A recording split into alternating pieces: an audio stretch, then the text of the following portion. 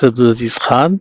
So this is lecture number 23 of Basics of Microwave Propagation. Now we will see that what is refractive index, because in the previous lecture we talked about refractivity and we talk about one of the laws which governs that how much it bends. I mean the incident angle and the resultant angle, which is also called the Snell's law. But now we will talk about the index of refractivity, that how it is calculated.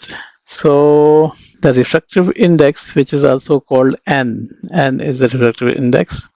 It's the ratio of velocity of light traveling in vacuum to the velocity of light in any other medium. So basically your velocity or speed of light in vacuum, because this we say that this is the maximum. So if it is not in the vacuum and it is in any other medium like in the normal atmosphere around us, it's a bit lower than the actual speed of light. So this value, the value which is down, the speed of light in any medium, is always lower than this volume. So if this number is lower, then you can understand that the resultant will always be greater than 1, because the above value is always higher, and because the difference is not great. I mean difference is very minute. It's not like the difference becomes half also, or big difference.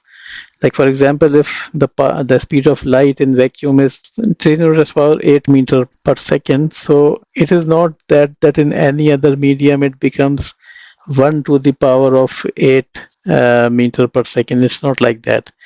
If it is 3 into 10 to the power 8, then in some other medium it will be 2.9995 into 10 to the. I mean the difference in the speed is never a huge difference. It's a very low difference. So the value of n is almost always, I mean, because only in case of vacuum the value of n will become 1. Otherwise it's always larger than 1, but the largeness is in a very small number, like 1.0005, 1.002. So this kind of value comes. So it's a change in refractive index that determines the path of electromagnetic wave through the atmosphere, or how much the wave bent from the straight line.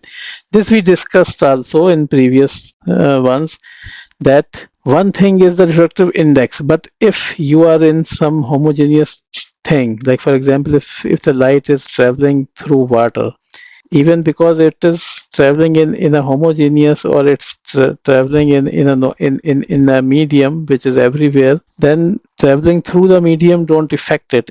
The effect comes only at the point where there's a change in refractive index. Like in previous example, as you remember, I showed you that if you put a laser light on a plastic block, then the light changes direction. So the change in direction happens on the interface, on the boundary of the place where one type of medium and then another type of medium start. So change in refractive index determines the path that it should take. I mean, how much the wave should bend from the straight line from where it is coming. So again, I hope that this should be giving you some idea. We will keep building on it. So, but remember that most of the time it's always high, greater than 1, and we try to see that what is the reason for that, and now we will build over it. So see you in my next video. Goodbye.